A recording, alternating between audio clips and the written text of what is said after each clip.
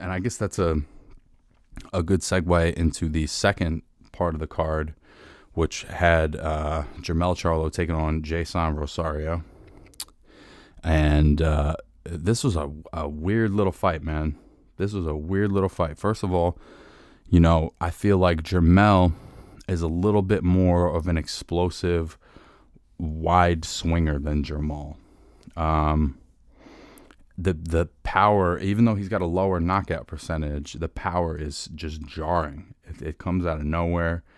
And, Rosario felt that. So, my prediction on this fight, my thinking on this fight was that, having seen Rosario against J-Rock, I thought that, because Julian Williams fucking hit Rosario very hard in that fight, and it didn't really move him too much.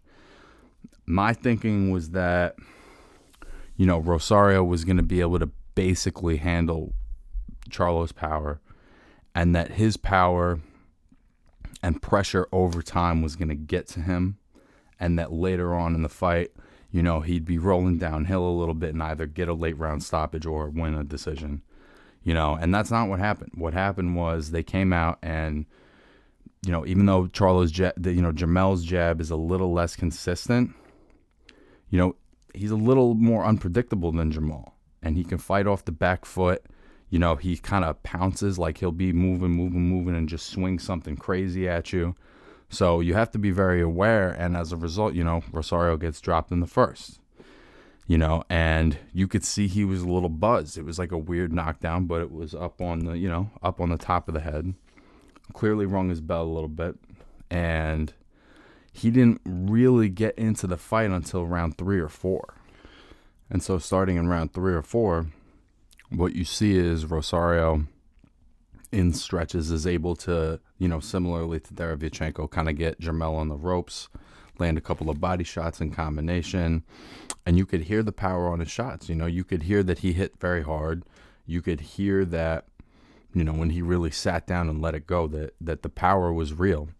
But ultimately, what happened is then Charlo dropped him again, I believe in the 6th, and I think legitimately buzzed him, and it was very close to the end of the round. I think Rosario got lucky. In between those knockdowns, what you had was a super competitive fight. Rosario at times able to land combinations. Charlo at times able to fight really nicely off the back foot, feinting, jabbing, kind of throwing something wild and unpredictable to keep Rosario, with his hands in his pockets a little more. And then what was really smart too, because Jermell's upper body movement and head movement is so good, eventually Rosario's reaching, and eventually he's following, and he's a little impatient. He's not, cutting the ring off. And you could tell by the 6th round that at least tactically, Jermell had a pretty good grip on what he needed to do. And then in the 8th, it happened, man. Out of fucking nowhere, this little jab to the body puts Rosario down, and it looked like he had a seizure.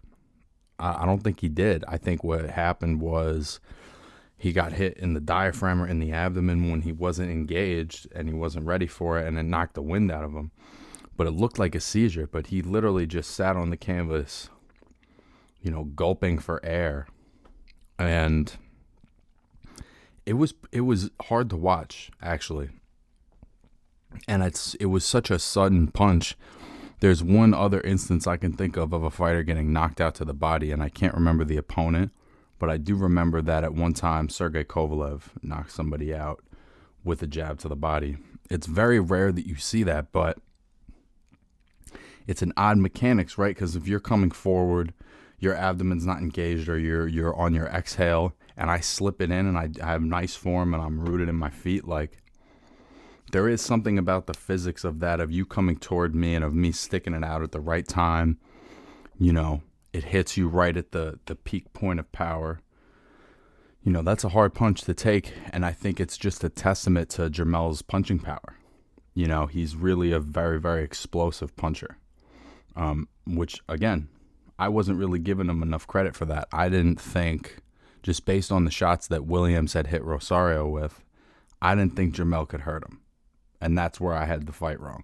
I didn't think that there was really the possibility that on a one-punch basis that, Charlo could completely fuck with Rosario's game plan and have him, keeping his hands in his pocket. I didn't think that was what was going to happen. But that's what happened. And that's what great fighters do, is they adjust to their opponent's strength. They adjust in the moment. They make changes on the fly. And the truth is, man, anything this guy Rosario was going to do, I think over time, Jermell had an answer for it, man. It got to a couple points, too, where he was holding a lot. And Rosario would get close to him. You tie him right up, walk him to the center. And, I don't think Rosario's inside game is real sophisticated. There's the other side of it, too, where Rosario's boxing game needs a lot of work. And, he was able to hurt Julian Williams. He was able to hit Williams. I can't necessarily speak to that performance, but just comparatively as two elite level guys, it seems like maybe that was an off night for Williams and less about, what a killer Rosario is. I think he's still a tough kid. He's 25 years old. He's 20-2 with 14 knockouts. He is a good fighter. I think that he could still be a factor at 154, but he wasn't any match for this guy ultimately. Even if in stretches he could make the fight competitive and even win some rounds, I would say. I think he won 2 or 3 rounds of the fight. The other thing I noticed too, if I'm being brutally honest, he looked a little bit overtrained. His legs didn't look great to me. His punch resistance didn't look great to me. And he looked a little drawn at the weigh-in. That's just my opinion. Those are generally the signs of somebody that struggled to make weight. If your punch resistance isn't that good, you look a little drained. You're not as explosive. And that, that's on him. I'm not making excuses for him just because I predicted he would win. But I am saying that he looked a little overtrained. And that's something that he's going to have to work on, in these big fights, of knowing that point. What's the point where the training is beneficial and what's the point where it kind of stops helping me?